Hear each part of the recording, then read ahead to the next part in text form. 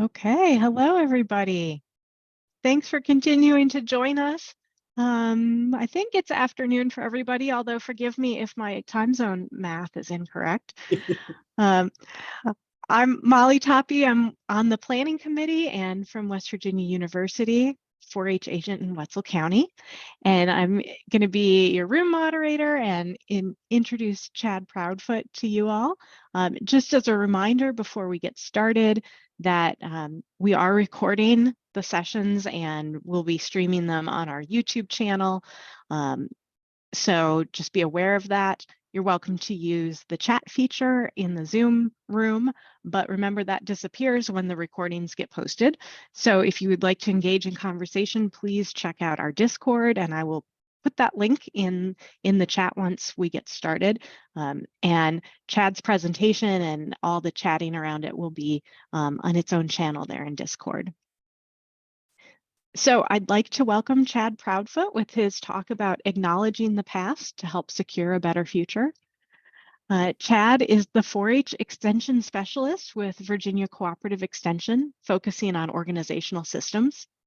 He has his BA in Political Science, a Master's of Public Administration, and a Master's in History, all from West Virginia University. Before coming to Virginia in 2018, Chad was a faculty member with the West Virginia University Extension Service, beginning in 2011, where he served as the Cultural Resource Coordinator and Operations and Outreach Coordinator at Jackson's Mill State 4-H Camp. He's the recipient of the 2019 Epsilon Sigma Phi Early Career Service Award and the 2020 Distinguished Service Award from the National Association of Extension 4-H Youth Development Professionals. Chad has been a member of the National 4-H History Preservation Team since 2013. And also just a shout out, he's one of my best friends. So I'm so glad you get to hear him talk today. So Chad, thank you for joining us, and I'll let you take it away. Oh, thank you so much, Molly. And as she said, we are very good friends, and we have worked together for a long time now. And Molly is fantastic, and so I'm really excited to be a part of the conference today with her on the planning team because she is pretty darned amazing. So thank you all for being here today, and I appreciate you coming to the presentation. Um, Again, like she said, my name is Chad. Just to start off with everything, I'm very informal with how I normally do presentations and workshops and things like that. So I really hope that everybody feels very comfortable, that if you have questions and comments as we go along, by all means, please unmute and shout them out. And, you can jump right in. That does not bother me at all. We will definitely have some time towards the end because I really do hope that we can have some good discussion around some of these topics and answer questions, talk to one another. But by all means, you do not have to wait for that. If something strikes your fancy, just jump right in with that. Um, Today's presentation is probably a little bit different than some of the ones that are going on during the summit, because this is really, there's a lot of looking back with some things, with our 4-H history and sort of overall extension history. And I'm doing this as a means to let folks know sort of where we've been, and then also sort of a call to action for things that are going on now. So just to talk a little bit, kind of an introduction to this session and what my goals are that I hope are good with you all, is that I'm trying to talk about some of the history that we've had about racial segregation in our programs, and especially the 4-H program, because I do see that there can be some parallels with things that we're facing today with our current rights movements, especially with the LGBTQ plus community, both in terms of how things have gone in with resistance and working with that, as well as also preserve out there, which we have found that we've had problems finding some of that, with the racial segregation history that we've had with 4-H. So we'll talk about that a little bit more. So my goal in general is to sort of bring an awareness about that part of our history and some of the things that we've done, in hopes that then as we're going forward, with working more with the LGBTQ population and being more inclusive in 4-H, that we can be aware of that. So hopefully we don't see some of the same pieces of history repeat themselves, because we want this to be a very positive movement going forward with everything. And so again, like I say, if there's comments and things that you have as we go along, by all means shout them out, because I want this to be a safe space for everybody, and very open to all kinds of ideas, suggestions, anything of that nature. Um, and so to kind of start off, to give us the sort of history lesson, and as Molly said, I have a master's in history, so I tend to, I do the history thing. And always warn people, it's like, yeah, there's a historian, so I'll talk for a while. But it was interesting to me when I started with extension. And Molly and I have talked about this many times. She was not a 4-H'er growing up, neither was I. And so I really did not know anything about the program until I started working for extension. And when I started, I was actually in community development at WVU Extension. And so I had never worked with kids, always worked with adults, things like that. And I laughed because very soon after that I started, I always said, the people from the 4-H floor kept walking by my office and saying things like, "We're going to send you to camp." And I thought, they seem serious. I should learn what those H's are. And so I learned a lot more about the program, and found out just how great of a program it really is, and loved that. After a couple of years, we moved my faculty appointment over to there. But as I began learning more about the program, it had never occurred to me that yes, that 4-H and extension was very much a part of our past in terms of racial segregation in the nation. And so it was very eye-opening to me to learn more about that, where it came about, and I've been trying to study some of those things ever since. So some of our roots with our racial segregation past are really, it's rooted right in the laws itself. So when the original Morrill Act was passed in 1862 that set up the land grant colleges system, it provided money in each state to found our land grant colleges. At that time, there was no mention about any kind of restrictions with using those funds in terms of who could come to the colleges and things like that. Um, as we went on through, especially the Reconstruction era, it was very evident that many states, mostly in the South, had restricted admission in those colleges to folks who were white. So it was not, those colleges were not open to people of color. Senator Morrill really saw that as an issue that he wanted to fight. And so there was a sort of a compromise that was made when the second Morrill Act, or the Land Grant Colleges Act of 1890, was passed.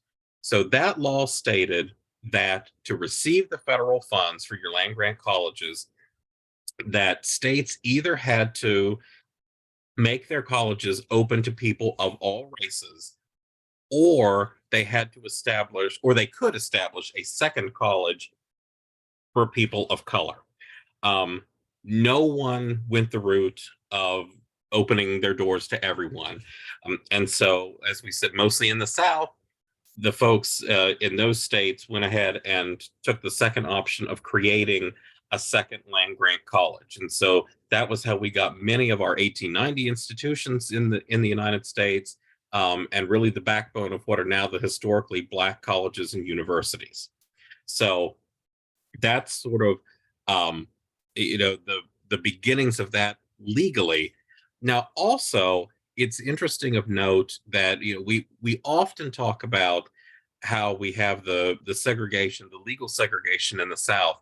There was also a lot of de facto segregation going on in many other parts of the country, especially in the North too, where it was not legalized segregation, but there were a lot of social pressures and different norms that were out there to really sort of encourage that segregation amongst communities too. So we saw it a lot of places.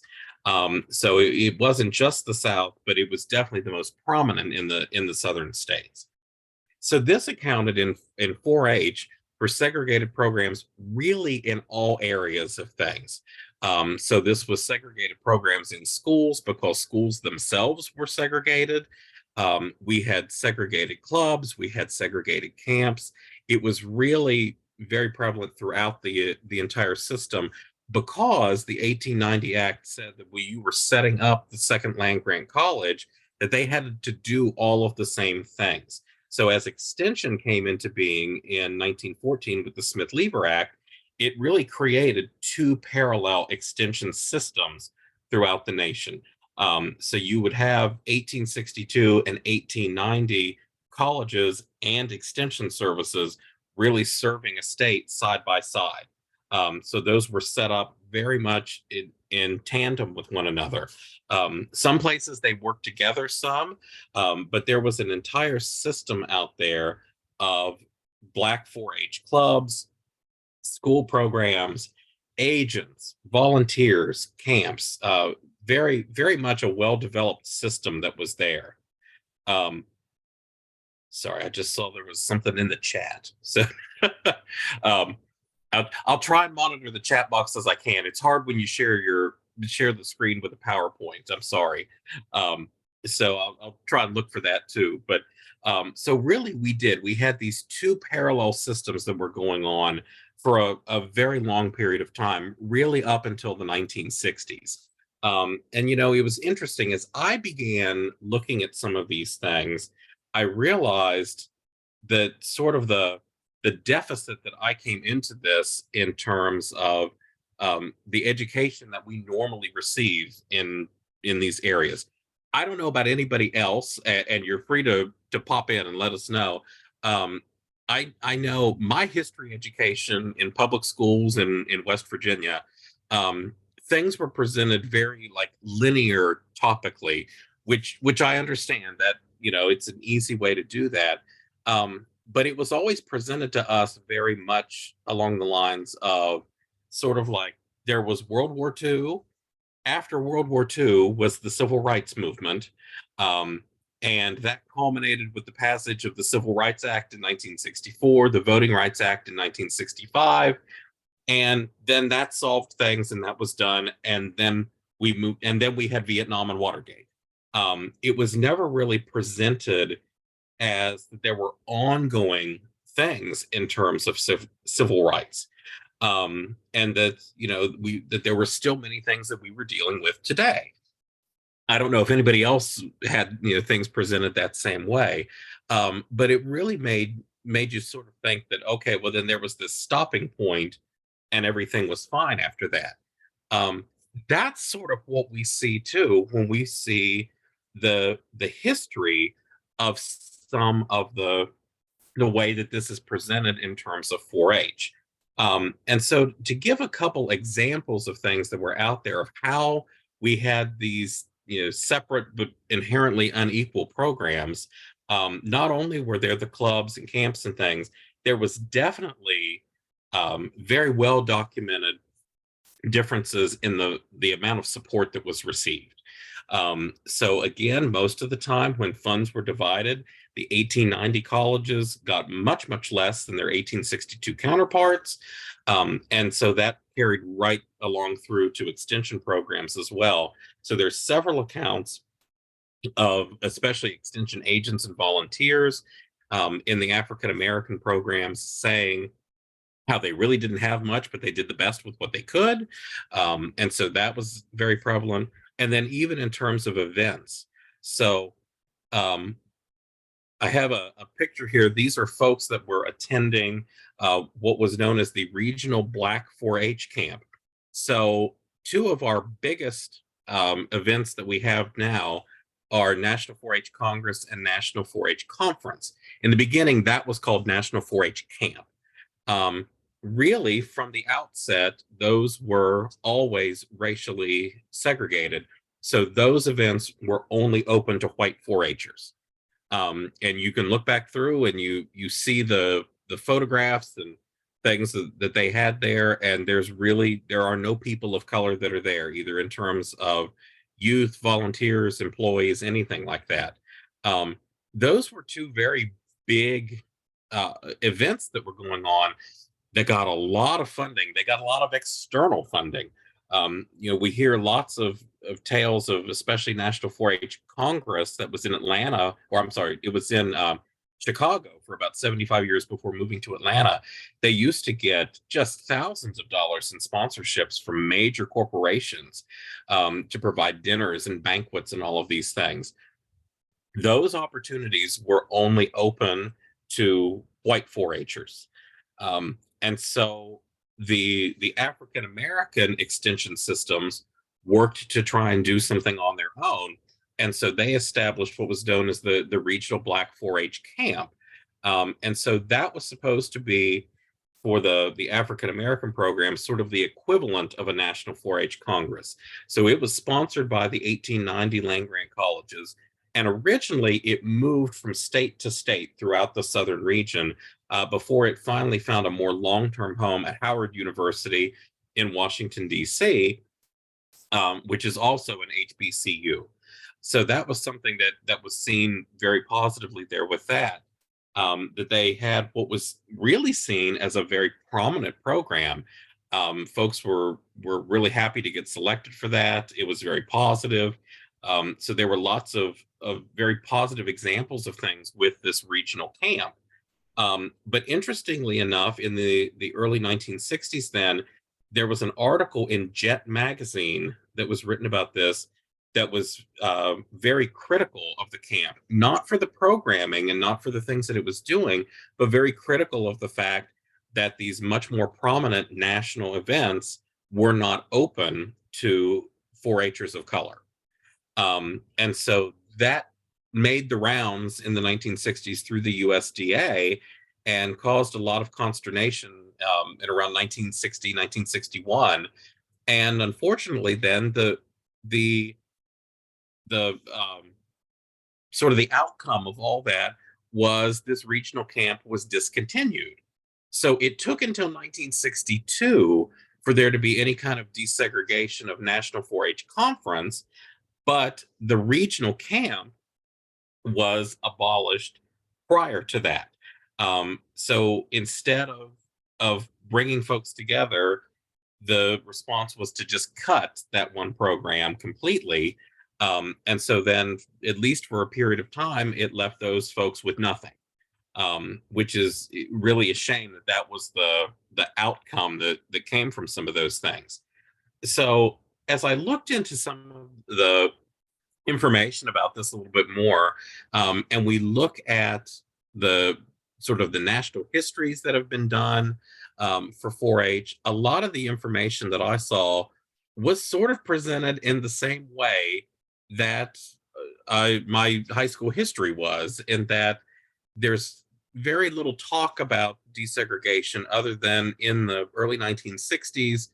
That was what was done, and that it was completed essentially by the middle of the decade, and then we moved on. So there was very little information about it, and it was hard to find some more too. And so as I began looking into things, and other folks have done so as well, I really began to learn about the difference between two terms that I had used essentially interchangeably, and I've seen used interchangeably a lot, but I came to realize were very, very different. And that's the two terms of desegregation versus integration. And so I've got some photos down here. And the one on the very left, the color photo of the school building, I'm wondering, does anybody know what building that is? Or want to venture a guess?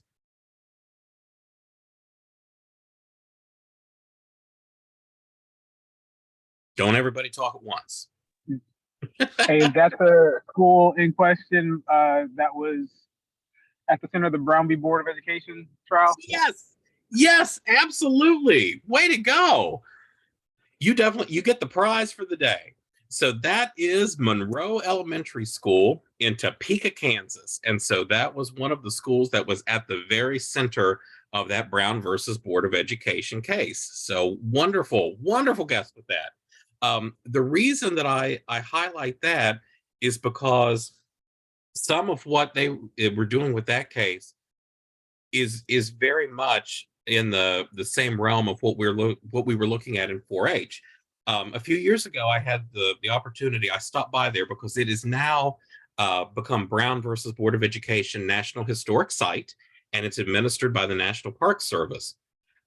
It's a wonderful place. If you do ever get to visit, I highly recommend it. It was wonderful. It was on the way to the ESP conference a couple years ago. And like I say, if you ever get a chance, it is absolutely worth stopping by. I learned so much from the folks there that day, that the park rangers, because it was really interesting. And like I say, there's parallels here with 4-H. That the interesting thing about that was an African-American elementary school. It is not the typical elementary school that we often see when shown stuff about African-American schools in that population. Often there were very big differences between white schools and black schools in terms of their funding, their facilities, all of that. I know in my own hometown, there was a segregated school system here, and the building that was the African American school is very different from others. This school is not. It's a very nice facility, and has been. And so it was interesting because I found out that one of the reasons that they picked Topeka, Kansas, as one of the pieces for using in the court cases was because Topeka did have a segregated school system, but it was equal. So they had these same facilities for African American youth. They had the same curriculum, the same textbooks, opportunities, faculty members. In fact, most of their faculty members actually had better credentials than those that were teaching in white schools, because they said sometimes that for the opportunities for education and for employment for Black teachers, it took a lot longer. And so folks often would go to graduate school and get graduate degrees to get hired. And so by all means, it was equal. And so one of the reasons that they picked this was to show that even when all of the things that we measure by are equal, that separate but equal is inherently unequal. And it causes a problem no matter what it is. That was amazing to me. And as we looked into this a little bit more, you can see, some of the parallels with 4-H. The other thing that's interesting is they talk about the number of folks that were involved with the court cases and these school systems and everything that were not against integration, but they were against desegregation because they were worried what might happen. They were worried about losing some of the things that they had created. And the more that I have tried to dig into the history with 4-H, the more that we found that was also the case with the African American 4-H programs. It's not that folks didn't want integration, because integration is a real bringing together of folks. They were worried about desegregation and what that would mean of losing their programs. What we found out is generally when we have talked about integration of 4-H, by and large, it was mostly desegregation, because as that happened, what the real outcome was that 4-H and extension programs were desegregated, meaning that the African American programs were essentially abolished and just rolled in to the white programs. And there was not, in most cases, many attempts made to truly bring people together, as much as now one program's gone, and so if you want to participate, you're going to participate in this program. The result of that was essentially many people did not come over to that. They didn't come into a new program because there was not an attempt to make them feel welcome. There wasn't an attempt to be inclusive about that. And a lot of that history and culture and tradition that had been with those programs went away. That is the real tragedy with some of this too, is that how this was done, that we lost those folks and we lost their history because it was just as important to 4-H and extension as the history of the white programs that had gone on too. The other photos that I have here, the one on the right is of African American youth that were part of 4-H clubs in Louisa County in Virginia. And so again, so the club system that had gone on was also done away with. And so a lot of folks never made the move to clubs, that they just stopped. And then the one in the center is of Camp Washington Carver. That was the state 4-H camp for African American youth in West Virginia. And so I'm going to talk a little bit more about that. But you can see that it was, there was a lot of folks that participated in those camps there and what that meant. And so those were things that we were losing. That was really, really interesting to me because it was something I had never thought about. And that was a real eye opener. And it has been ever since then, that what that difference was, and what that could mean with folks that we're working with today going forward. So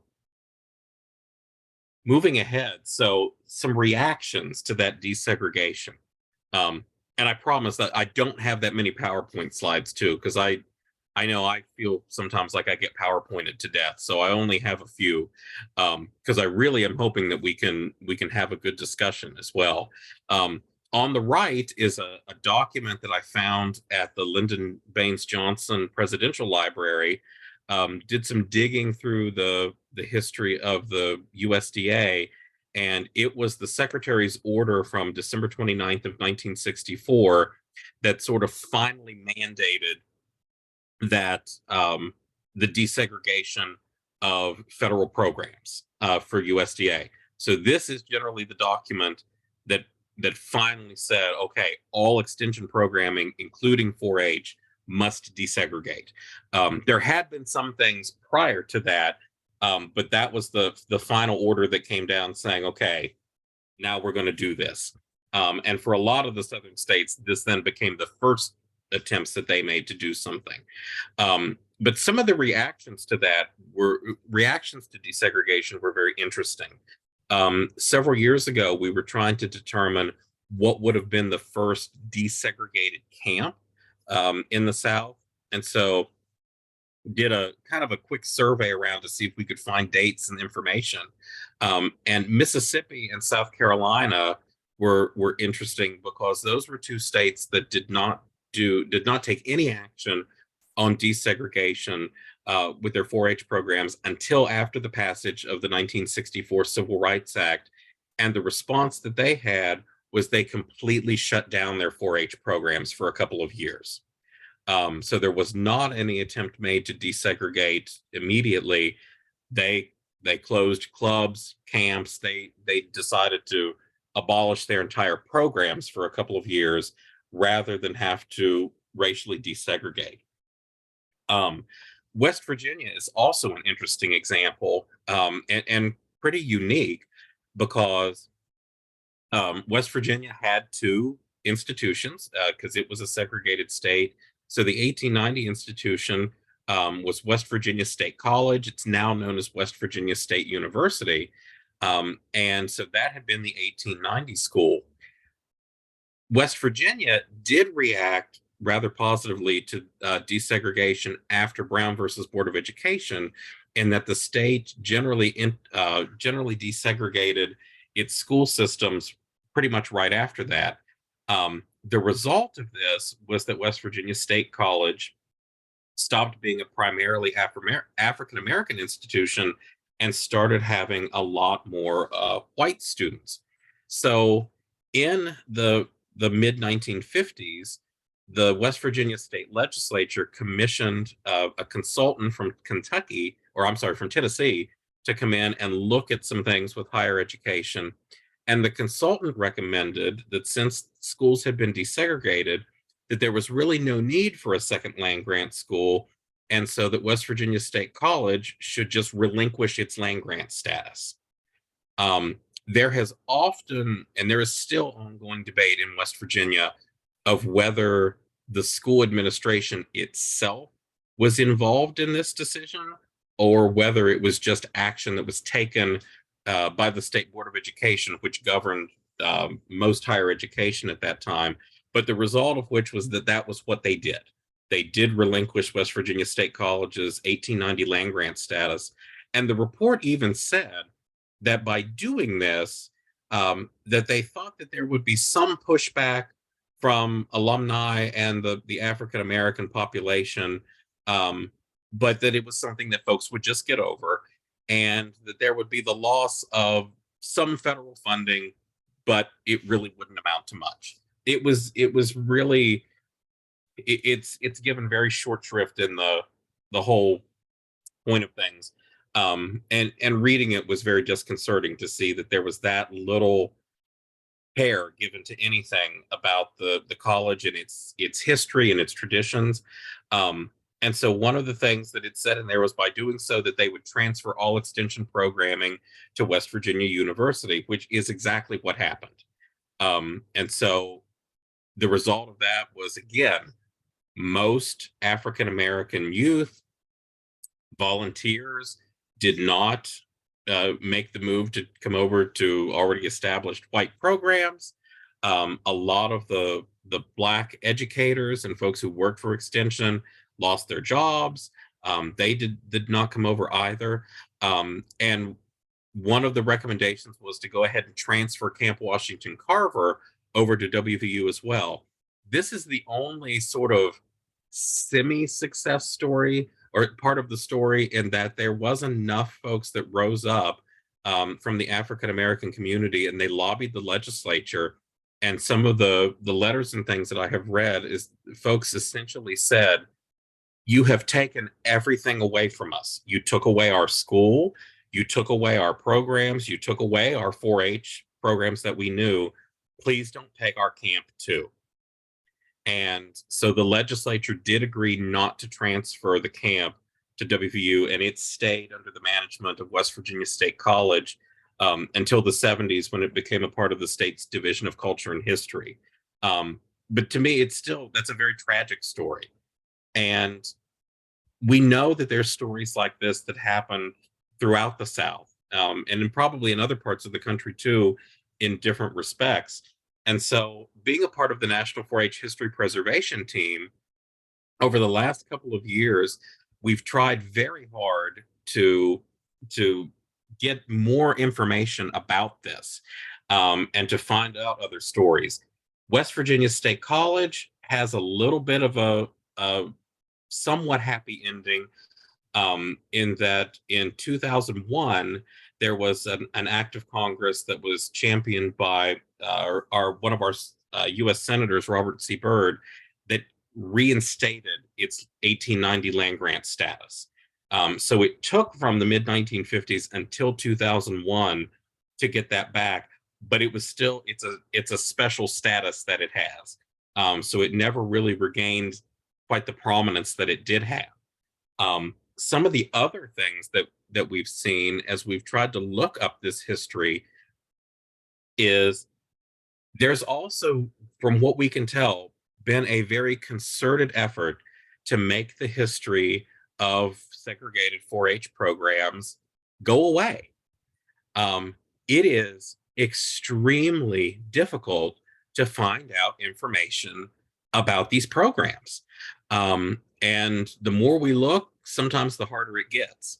I went over and I was doing some research at the National Archives a couple of years ago, and I asked them to pull some of the records that they had in their index, and they had lost the box on our African American 4-H programs.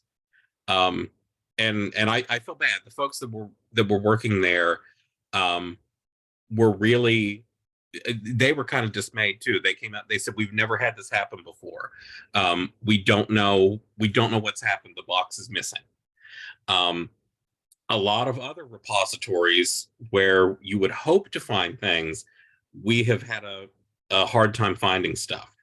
So a lot of the available information that's there has mostly been sort of on private sites or things that colleges have been able to find and put out on the internet. It's been really hard, and especially too because over the last several decades, a lot of folks that were involved with those programs are gone now. So we're starting very, very late to try and find what we can to piece some of this together. And I always think in West Virginia 4-H, we have a few folks that we hold up in our history as founders, and they're very revered for things that they did. Um, and it's sad because I'm sure there were those folks in the African American programs too that helped get things started and were very prominent. But it seems like those folks have been lost to history, and that's really a shame. So the efforts to find things and to preserve what we can have been going on, but it's been very difficult and very slow going. And folks are committed to that, but I don't know how much we're going to be able to find and preserve out there because, like I said, there have been, it seems, efforts to just really make it go away. I had one former person who was an alumnus of the African American 4-H program in West Virginia tell me that he knew that West Virginia State College had really tried to eliminate a lot of their records and things as they tried to become an institution that was seemingly open to everyone. And he said he was at a conference in the late 1960s where the president of the university even touted the fact that they were no longer considered a black college or university, and that they really tried to erase all the roots that they had with that. I think that's a real shame, and it's very scary to me that those things have happened. To bring that around to kind of where we are today. So from what I see, we are in the middle of another major movement in 4-H. What's going on today is I've called it the current rights movement. I kept thinking, we've talked about the LGBTQ plus population and human rights and things, but to me, it's even more than that. We're really in the midst of a very big movement of inclusivity, of trying to make 4-H really open to all. And so that includes, of course, the LGBTQ folks that are out there, but really everyone. There's a lot of folks out there that we want to make them feel that they are a part of 4-H and that they should be just as much a part of the history here and tradition of what's going on. And so that's why I wanted to do this talk today, to let folks know about the segregation history that we have, and the problems that we've had of the records and finding stuff about that, in hopes that we don't have that going forward with our current folks. Because with some of the things we see today, I have the question on here, though, could history repeat itself? Sometimes we do see that history comes in circles a lot of times. And so with the current movement that's going on, could we or will we see the same kind of pushback from states and society and things that were faced 50, 60 years ago when we were going through the racial civil rights movement in 4-H, of mandates for things and then shutting down programs or closing things and leaving youth with nothing? I hope that we don't see anything like that. But I think it's important to know that it did happen before, and so it's things that we need to be very vigilant about. And then also doing treating this differently than we did decades ago, where there was the desegregation. So one program went away, and we move into this. We're not looking at that today, but I do think it's important that we don't make the mistake of the past of not celebrating the culture and history of folks in the LGBTQ population that we have in our programs. And we've had a long history of folks that have been involved with 4-H, and we need to celebrate them. We need to preserve their stories. We need to let youth and volunteers know that, you know, if they are a member of that group today, they're not alone. They're not the first people that have done this, and that they have a history and tradition in 4-H as well. You know, it's not just a program to be inclusive for today. We want folks to know that there's folks that have gone ahead that have been there, and that we need to celebrate this and keep this, because I guarantee down the road, folks are going to want to do research on this and to know more about this movement that we're right in the middle of today. And so from my public history standpoint, I talk about, you know, ways that we can help preserve this, and I really truly believe that the biggest one is not staying silent about this, is because for a long time no one was really talking about the fact that we had segregated programs.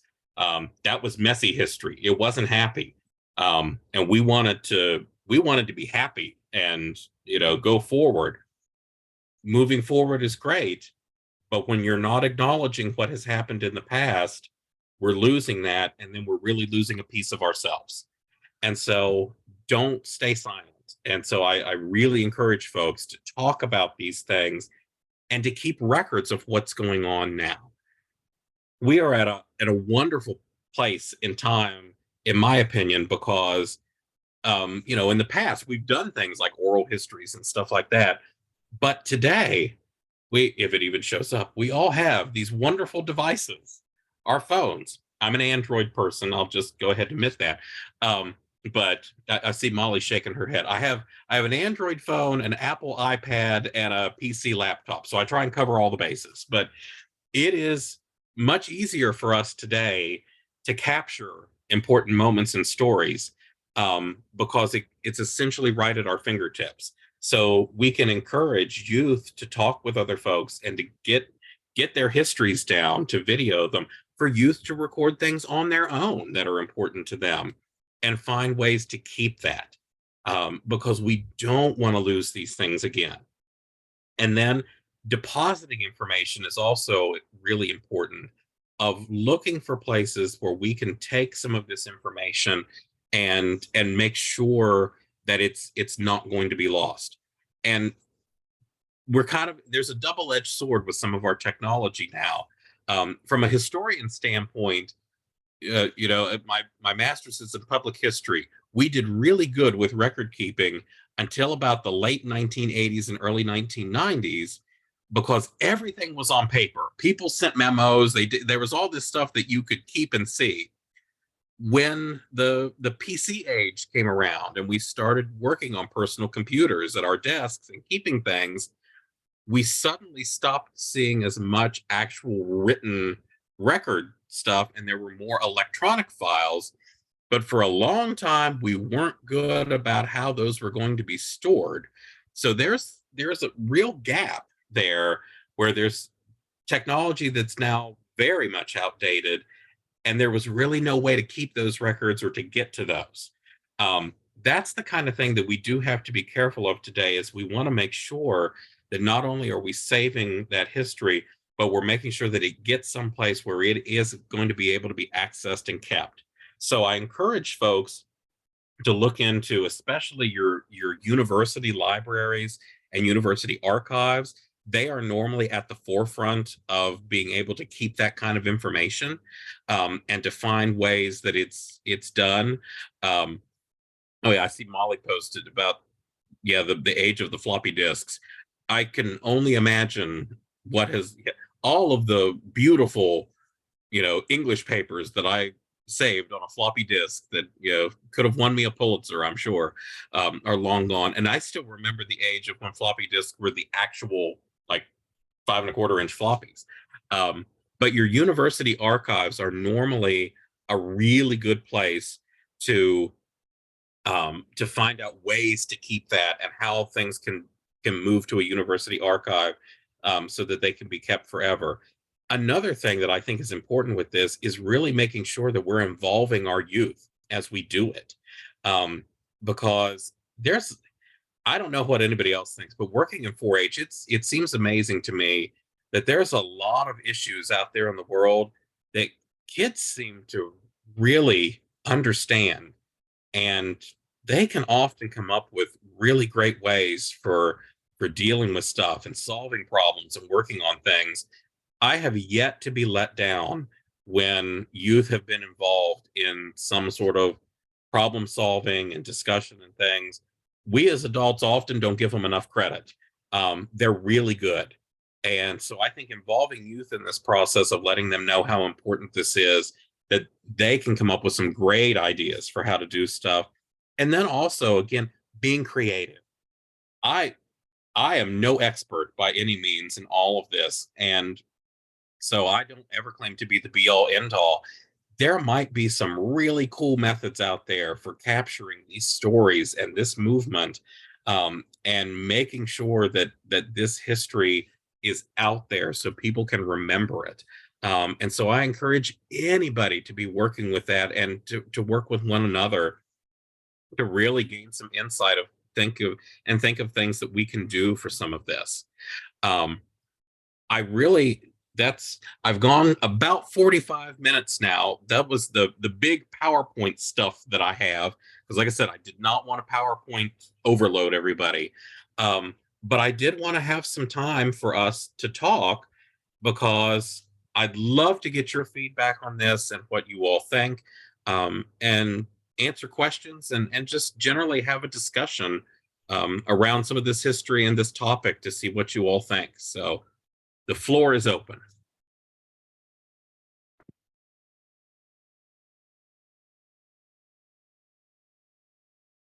Chad, thank you so much for sharing our own history with us.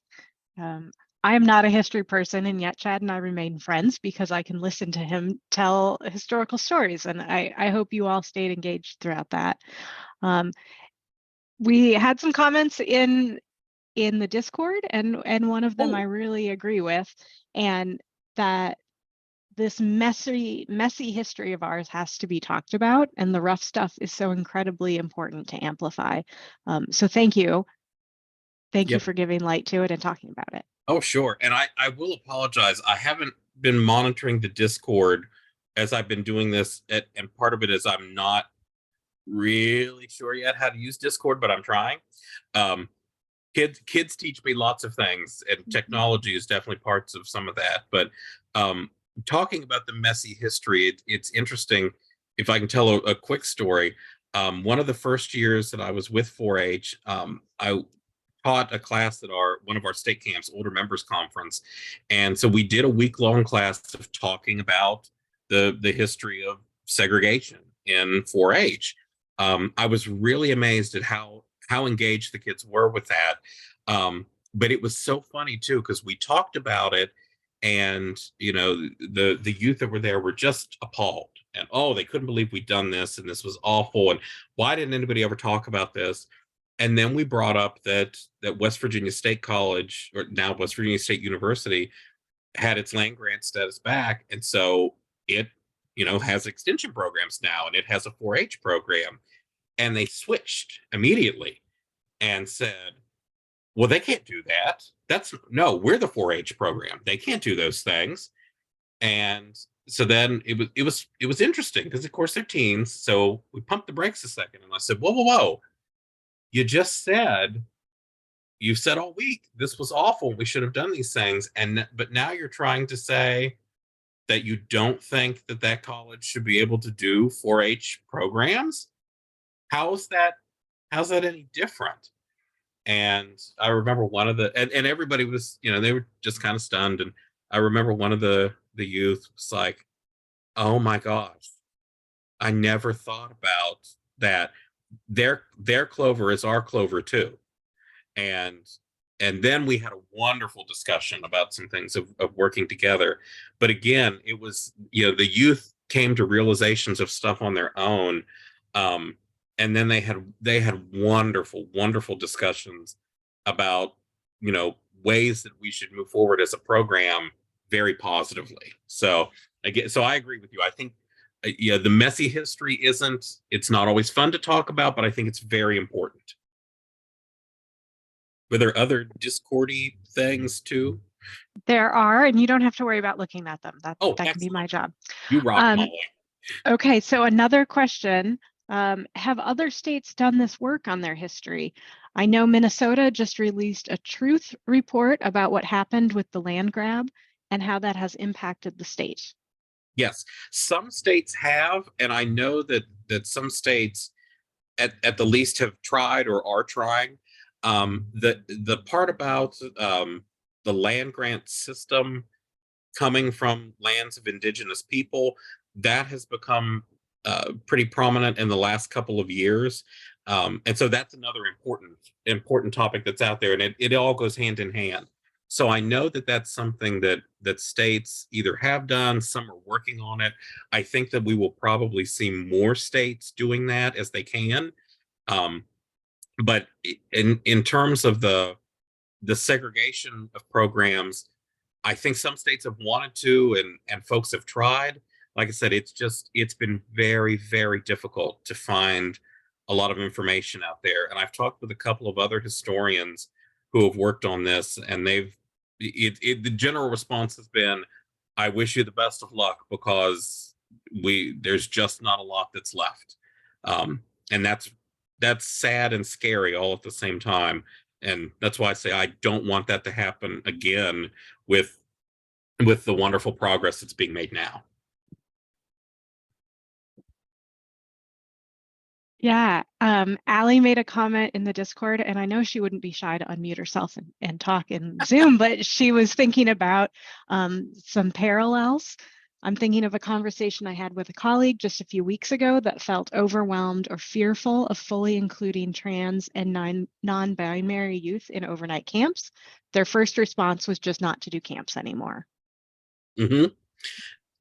Again, history comes in circles a lot, and and I understand that, especially from employee standpoints, there's a lot out there that can be scary and we often it's not anything with the kids. We always often say, like, we just had the kids, it'd be great.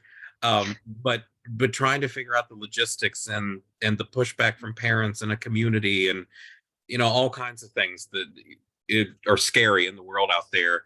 And I think, to some extent, I think it's just human nature of, well, it would just be easier if I didn't do this. Mm-hmm. And we all do that a lot with stuff. I get it, of, what, this seems problematic, it would just be easier not to do it. And so I see where people can default to that. But again, we know, for something like this, it's important that to not try and take that easy way out, because really, really, who's going to lose out in that? And it's the youth. And we're here for youth. It's our whole mission. A former boss of mine and Molly's, she used to tell me that if anything happened, she said, I'm going to ask you two questions. She said, I'm going to ask you to explain to me how whatever you were doing was positive youth development, and to explain to me how whatever you were doing, that you were keeping kids safe. And she said, if you have good answers to both of those questions, we can deal with all the rest of it. Mm. And I think about that a lot.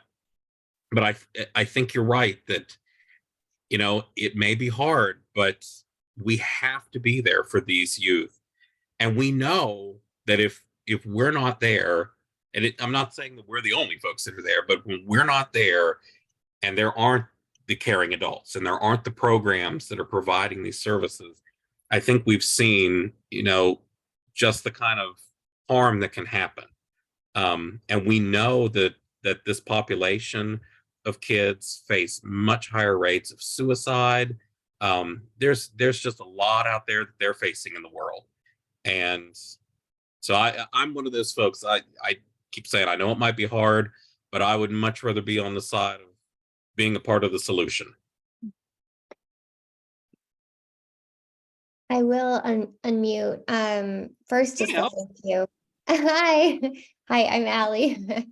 um, I am so happy to have this conversation. I've asked in a few circles, for a conversation like this. Sure. And I know I mean, you could just preach to the choir here. We all know how important this is, but I just want to share another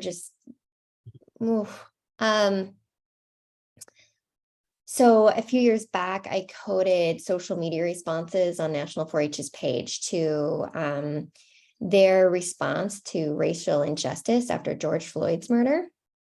And I also coded social media responses on their social media pages in Pride Month posts, particularly after there was a changing of the clover to the 4 rainbow hearts. Okay, some of us may remember.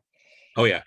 And it was, and I feel like I talking about writing things up, I owe it to everyone to write this up, even though it was a study with one coder, and see what we can do to replicate. But the parallels in the negative comments, we know there's also a lot of support in there, but the parallels in the negative comments were fascinating to me.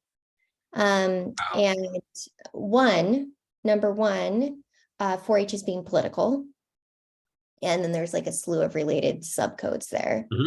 Number 2, this is inappropriate for kids. This conversation, this topic. Number 3, this is inappropriate for 4-H. 4-H is ag. And number 4, why are we talking about this? 4-H has always been inclusive. Yeah. And I'm sure everybody that's on here today has at one point or another heard all of those things. I mean, it's definitely nothing new, is it? And isn't it interesting to see how those things keep coming up? Yeah. I thought I'd share that because the and parallels are there. Yeah. Absolutely. And I do hope you all are able to write something up about that, because I think it's really important. And if I can help in any way, and with what information I have with the history of the programs and some of the segregation and everything, I will give y'all anything I have. I'm always happy to share, because it may not be a lot, but it's whatever we've got. Happily do that, because again, it's so important, I think, that we are telling these stories and talking about this. And I don't know, I just get bowled over sometimes when I hear this is a topic that's not appropriate for kids or whatever. When we go about things with our mission, and we're a research-based program, we've got lots of data and information about ages and stages and how we do things. When we present things to kids in the right manner, there's hardly anything that I've seen that they can't discuss. If we're presenting things the right way and give them the right information and the space to be themselves and all of that. Yeah, there's times that they have completely floored me, because they can wrap their minds around things sometimes so much better than we can as adults. And yeah, so I always push back at that one of things. It's not appropriate for kids, and it's like, no, we present things the right way, they can do it.